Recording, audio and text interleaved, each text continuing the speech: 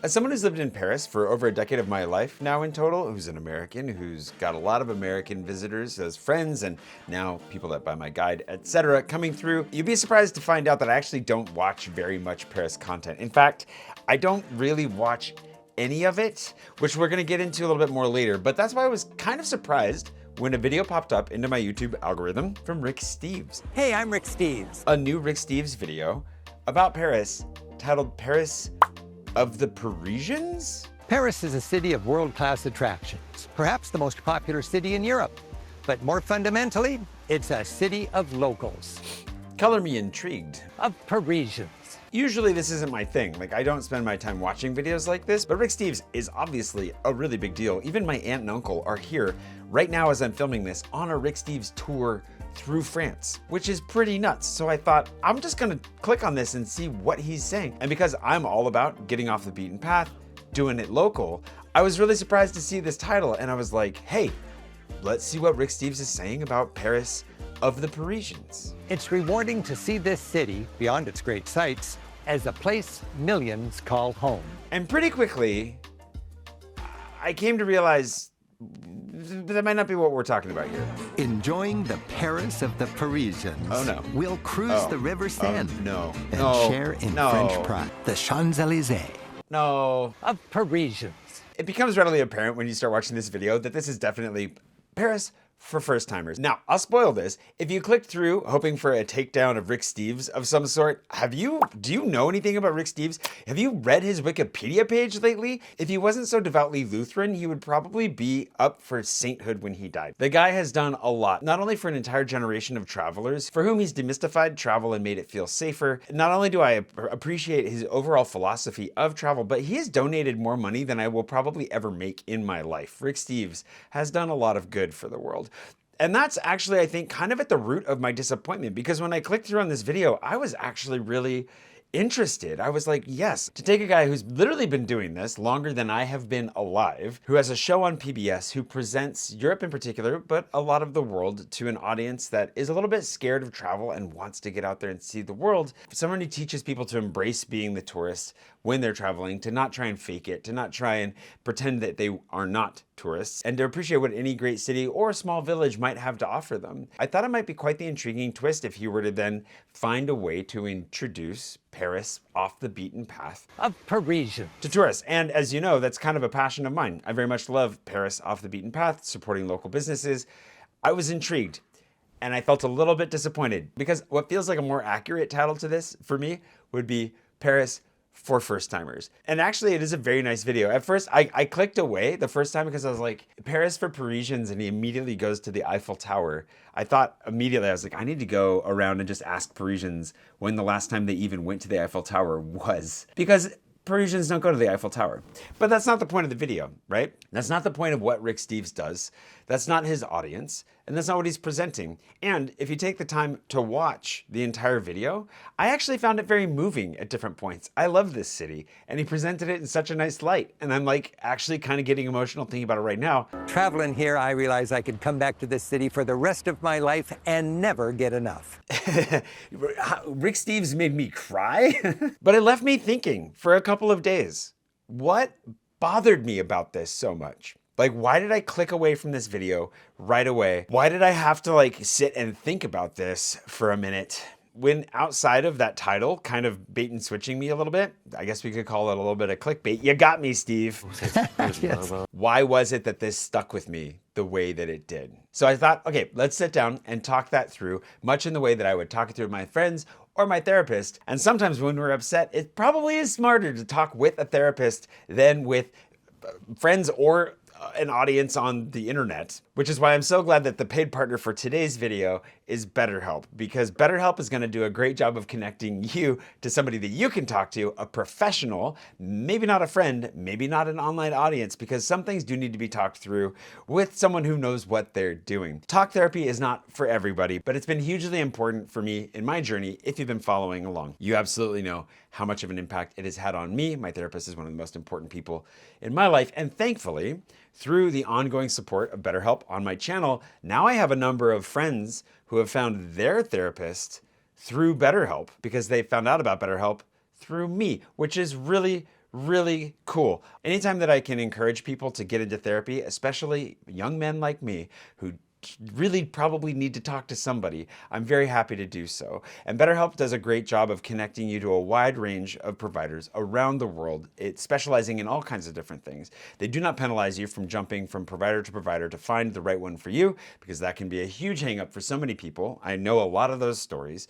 I was very lucky to find my therapist on the first go, and I've been with her for 6 years now, I think. But no matter where it is you are in the world and what it is you have to talk through, BetterHelp probably has somebody that is there for you. If you want to use my link on screen or the one below, betterhelp.com/jswanson or jswanson at checkout, you'll get 10% off your first month of therapy. And I'm really appreciative to BetterHelp for supporting my channel and my therapist for supporting me in these psychotic moments of like, why is Rick Steves haunting my dreams? Centuries ago, the banks of the Seine were just miserable mud. I think ultimately at its root, what this clicks into for me and why the Rick Steves video stood out so much for me is not because it's bad.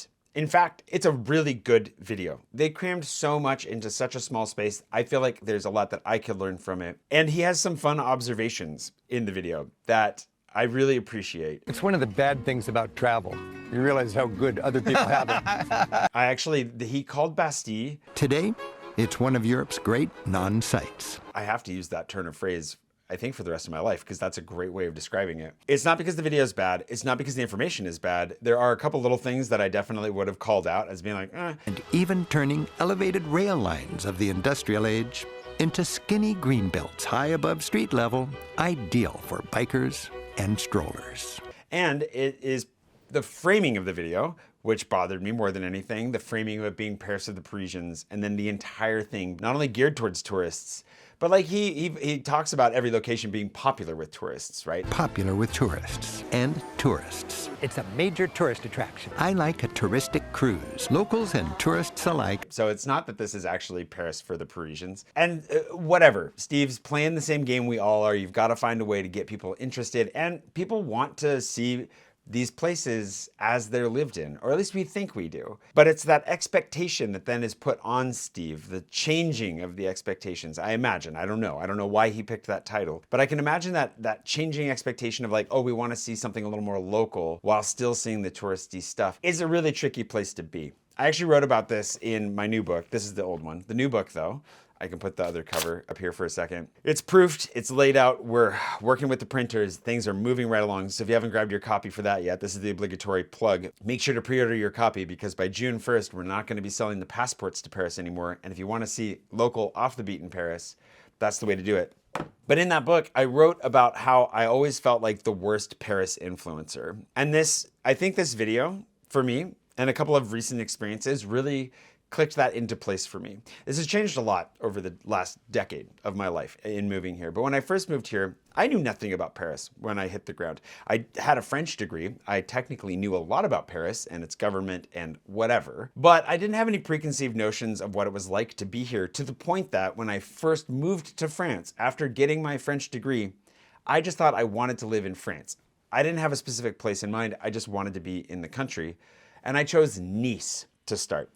And Nice, as you may know, wasn't really for me. A lot of people absolutely love Nice, but it was not my thing. And this is like almost 20 years ago now, so it's changed a lot. But it was on my return trip back through Paris. I spent a week in Paris, leaving the country, and was like, oh, this is what I always wanted. And I had to come back. And in coming back, I just explored it on my own and kind of figured it out as I went, and felt deeply insecure about it pretty much the whole time, because everyone I met was like, oh, do you like Paris for this reason that I like Paris? Do you like Paris for this reason that everyone likes Paris? And people started putting things on me that I'd never even heard about, right? Like particular types of music, authors that I'd never heard of before, some that I had but I didn't really like that much, all kinds of things, right? Where people took what they loved about Paris and put it on me. And then when I did not resonate with that, whether because I didn't like it or I was simply ignorant to it, I felt their disappointment. It was palpable. Yes. The disappointment of not conforming, of perhaps not serving as validation for their preferences or preconceived notions of Paris. And this happened a lot in the early days. How much are you savoring life? However you define it. is a really weird place to be, especially because I was sharing my life online. And then as I shared the places that I found and the things I liked, more and more people asked to know where they were. And that's how my guide evolved, was just me collecting things that I discovered and enjoyed and sharing them as I went, which is great. But I think largely because I hadn't started therapy yet, and because I hadn't really started working on myself when I first got here, I felt really insecure when people would challenge me. And they would say things like, you didn't talk about this in your video, or you didn't show that, or I wish you would have done this, which is fair. Like, people are watching and they're just interacting. And like I said, because I hadn't started therapy and I was feeling insecure, I didn't want to disappoint people, even if they were just strangers on the internet. And I constantly felt like I was being called out for my ignorance and my invalid views on Paris, that I didn't really know what I was doing. If I didn't like this thing that everybody likes about Paris, then clearly I don't know what I'm talking about. That kind of logic happened a lot in the comments in the early days, and probably still does happen occasionally, but it doesn't hurt me as much as it used to. Yes. The funny thing is because I didn't read the books and watch the movies and listen to the music and do all the things that I think people associate with Paris, especially the Paris of 100 years ago, I just didn't have that connection to it. When I came here, I just kind of was stumbling through it and trying to figure it out for myself and discovering what I liked and didn't. And when I first moved here, I write about this in the book, but when I first moved here, I really just was like, okay, I'm gonna go out, I'm gonna find a place to write. I'm going to explore a little bit. And I did stick to the main touristy corridors because I didn't know any better. I didn't even know there was a canal in Paris for like the first year that I lived here. I just went to the river if I wanted to see water. I went to Jardin de Luxembourg or to the Arc de Triomphe or to the Louvre, you know, Montmartre, all the stuff that was right there, really obvious. And I got to know those touristy corridors very well because that was just kind of the baseline for where I started. And then as I got to know that better and felt more comfortable and discovered things like, oh, there's a canal, like there's an haute marais, like you go above the marais. There was just more and more to find. And my comfort and desire to wander grew because my base was stronger in my understanding of how Paris was laid out. I knew how to use the metro, I still avoid the bus, now we have our bikes, etc. And it kind of grew as a natural outflow of just like, oh, what's down that street? I've never been there before. And before you know it, feels like I've been down every street in Paris at this point. And what I came to realize with time was that the people that used to put on me their disappointment or their like invalidating statements, whatever that looked like, had often fallen in love with Paris through the lens of somebody else. And now they were looking at it through my lens. Whether they'd ever been here before or they'd only come once or twice as tourists and then stayed in touch with it through the works of others. What we want to see is something that we expect to some degree. I think this is the great challenge in the production of media as a whole, is how do you wander into new territory while bringing an audience with you? We like something new, but only just so new. We need a little bit of the familiar or a lot of the familiar, and then a little bit of something novel, a little bit of something surprising. And if you're a storyteller or if you're an artist or you're trying to bring people along with you on a journey, taking large steps or starting from a completely new place can be disorienting to that audience. And if there are people that are coming to you expecting one thing, like I expected Rick to maybe go off the beaten path a little bit. Did I call him Steve earlier? I think I called him Steve earlier. Anyways, Rick, this is the danger of having two first names. I'm sorry. Yes, that's true. I expected him to go a lot further out of field than he actually did, where I think a lot of times people just want a little bit of a step outside of it, but they really want to stay somewhere a little bit safer. Okay, 2-3 minutes. So what did he tell you? And maybe what I was doing was actually pushing people outside of their comfort zone unintentionally. And they were trying to pull me back to something that they were used to seeing. Perhaps in observing Paris through others, they'd fallen a little bit more in love with the medium than the place itself.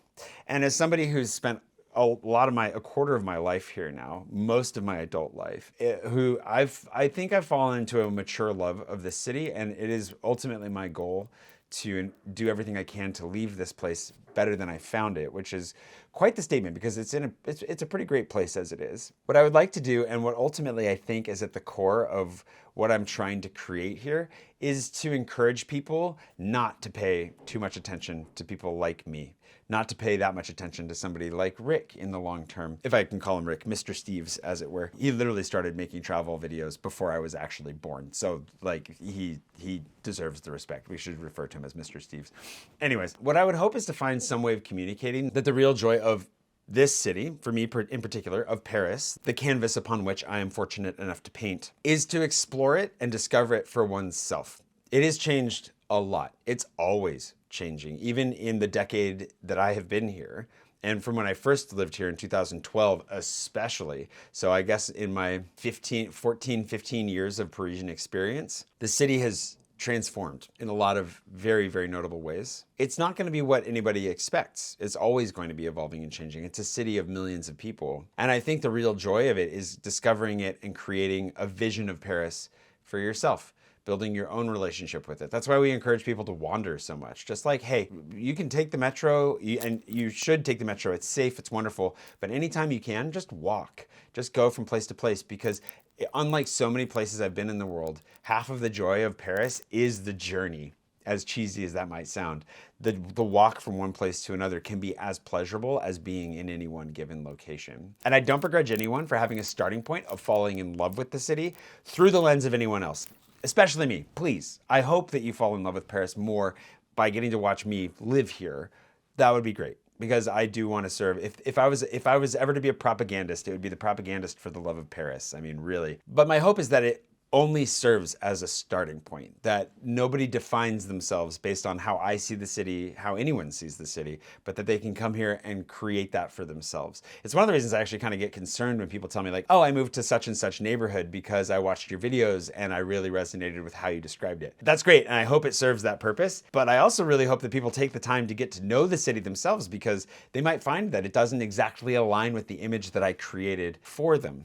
And that's part of the responsibility that I feel like I have, to just be as honest as I possibly can in how I share all of this. And if you succeed in developing your own take on the city, your own understanding of it, and your own deep love of it, I think that's something that's ultimately worth celebrating. So let's not get mired in the versions of Paris that have been presented to us by others, so much as we go out and discover and create a version of Paris for ourselves. Thanks to today's patron producer, Bobby Bullón, and all my patrons for supporting me through this whole journey. They've watched me. A lot of them have been on this journey for the last 10 years. I'm sending out 10-year thank you notes to patrons this year, which is crazy. So thank you so much for coming along for the ride.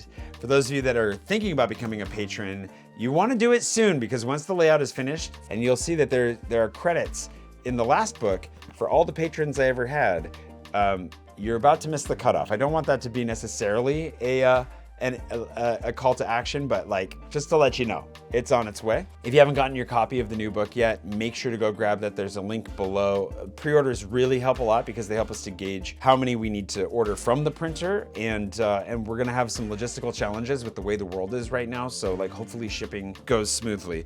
We will see how this goes. It's quite the gamble to try and sell a physical product at the current moment, but I'm really proud of the book. Thanks to everybody who came to the pre-launch party. And I did announce this in my vlog yesterday, but mark your calendars for June 18th. If you're gonna be in Paris, June 18th, you can come celebrate with us. We're gonna throw a big party, and you can just come on in. It'll be really great. I'll talk more about that in the future. Thanks for watching.